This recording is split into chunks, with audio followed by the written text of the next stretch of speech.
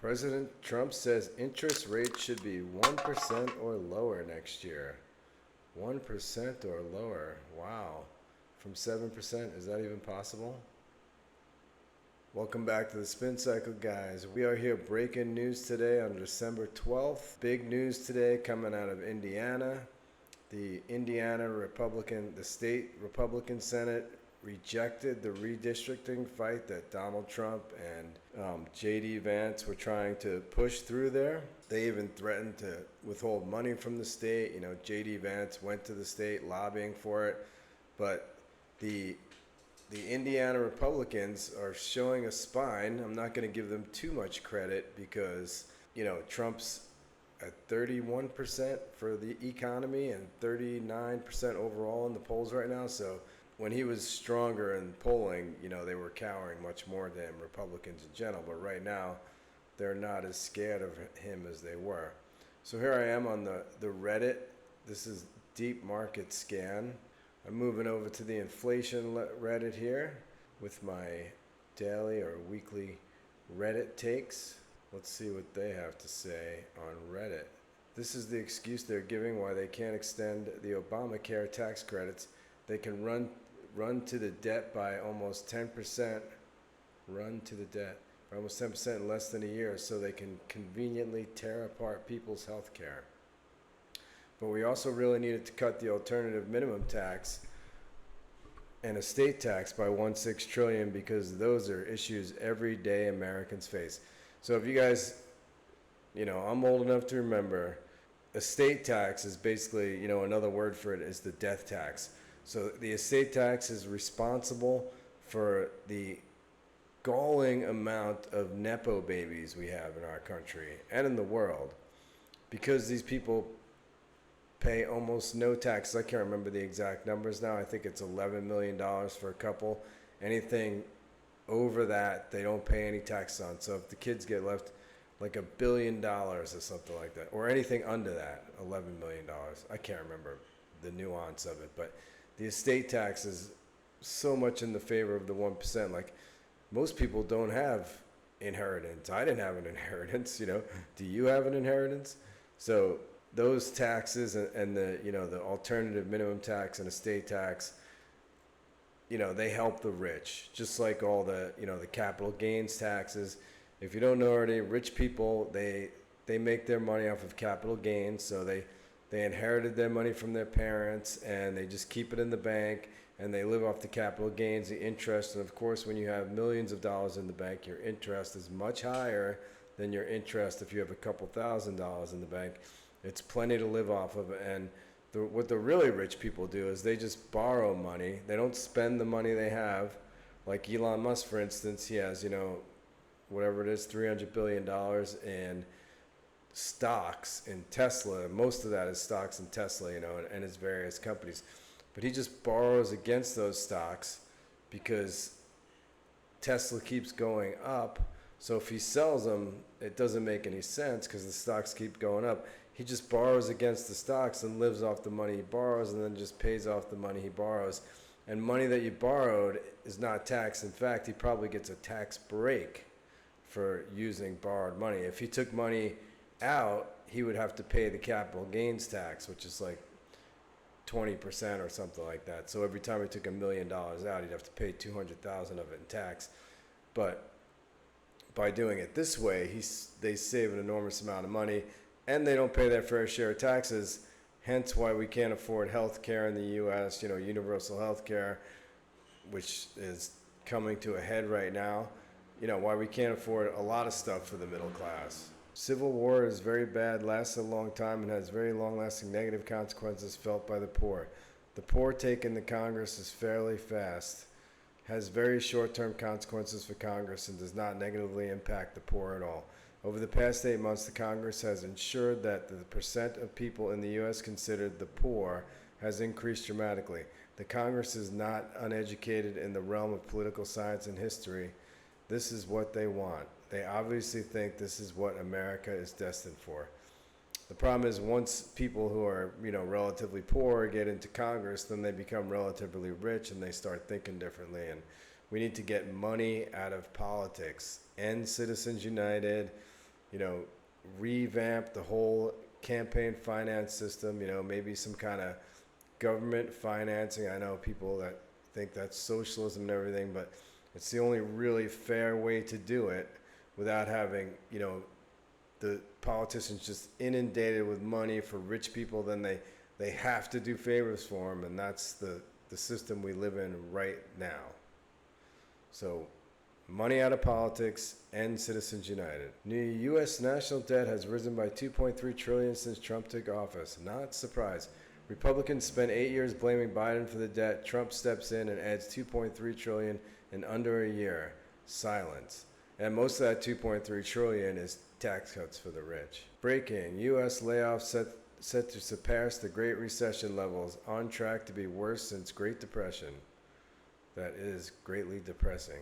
Jack V. Lloyd. Socialists believe that the only way they can afford things is to take from others. New study, nearly $80 trillion redistributed from the bottom 90% to the top 1% since 1975. Yeah. Do all businesses suffer from inflation? No. I'm not going to read that. We are cooked. Andrew Lokenluth. Electricity is up 6%. Insurance is up 8%. Beef is up 15%.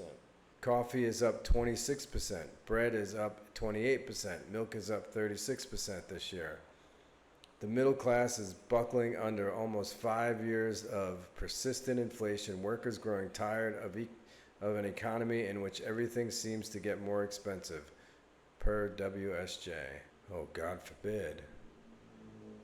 We haven't had a pay raise in decades. Home prices go negative for the first time in over 2 years and may stay that way for a while.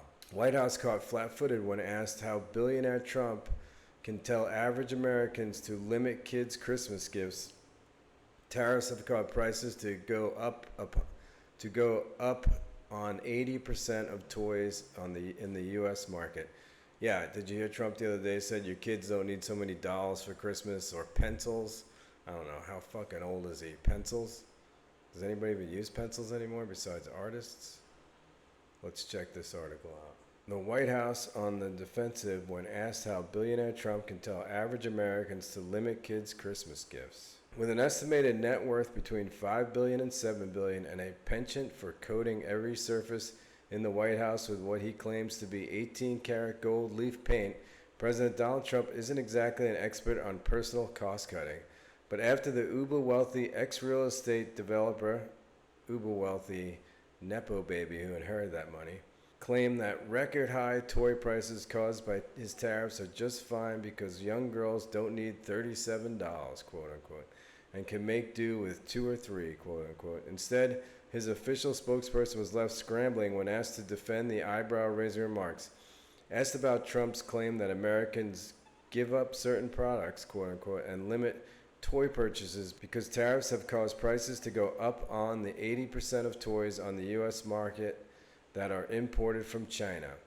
White House Press Secretary Caroline Leavitt first told reporters that the president's comments were meant as an exhortation to buy more expensive American-made ones instead. Maybe you'll pay $1 or $2 more, $1 or $2, more like double the price, unfortunately, for American-made goods. But you will get better quality and you'll be supporting your fellow Americans by buying American, and that's what the president was saying, she said.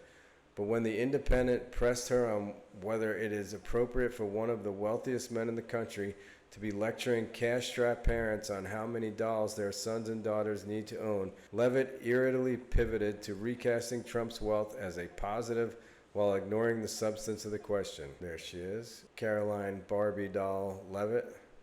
Caroline Liar, some people call her. All press secretaries lie, but Caroline Leavitt is on a next level lying.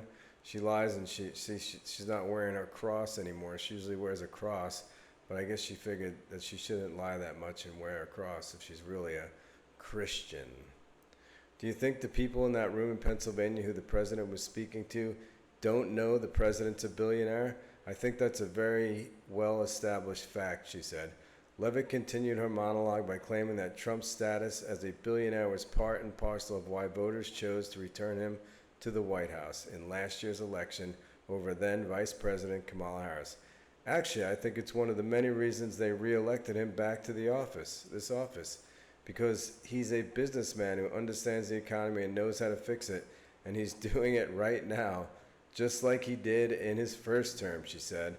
He inherited a great economy in his first term from Obama, and then he fucked it up, but it's hard to say because the pandemic hit. He's not a good businessman. He's been bankrupt 6 times. He inherited $400 million from his father. If he would have just left that in the bank when he inherited it, he'd have more money now, well, more money before he became president again and started grifting all the shit coins and the crypto stuff. You know, his family, most of his billions he has right now, he's made since he's been in office from basically stealing it from everybody else.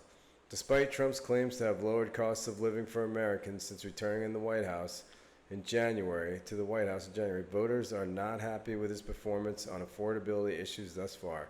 According to a recent Gallup poll, only 36% of voters approve of his performance as president, giving him the lowest rating of his second term. A Politico poll released this week showed 46% of respondents saying the cost of living in America is worse than they can remember at any point, including 37% of voters who pulled levers for Trump last year. Nearly half of respondents also said they blamed Trump, not Biden or Harris, for the economy's current condition, but at the same time, Trump continues to tout his own records, such as it is. Yeah, of course they blame Trump. Who else are they going to blame? He's been president for a year now. In an interview with Politico this week, he told correspondent Dasha Burns that he gives himself an A++++. Yeah, that was a joke. I saw that. When she asked him to grade his own record on the economy thus far. And at the same time, Trump has dismissed Democrats' focus on affordability heading into next year's midterms as a hoax, while claiming that prices are way down and accusing Democrats of having caused the high prices that persist nearly a year into his second term in office. Yeah, blame Democrats, deflect, blame Joe Biden. That's basically his only move right now.